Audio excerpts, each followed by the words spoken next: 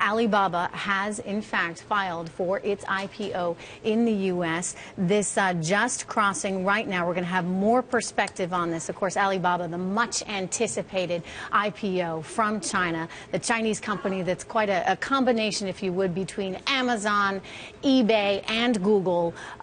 Pretty big expected valuation here for Alibaba. It is filing in the U.S. We've got Cory joining me right now from San Francisco on this much anticipated news. You know, Cory, it had been anticipated that we'd see this 2 weeks ago. There was a delay as they really tried to work hard to cross their T's and dot their I's. In fact, now this day has come.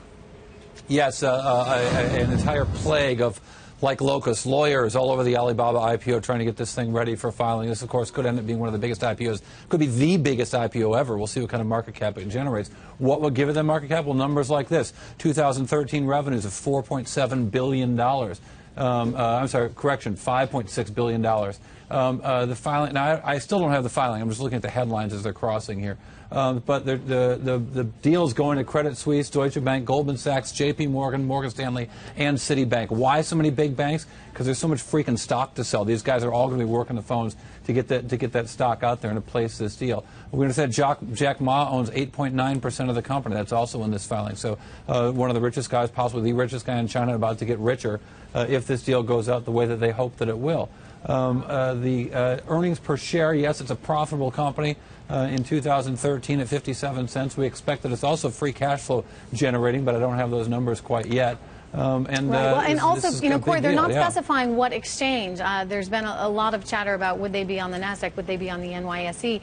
We're not seeing exactly what exchange they're going to go with at this point. But to your point earlier, all those banks involved, this is, in fact, going to be a major deal. A lot of questions about the valuation.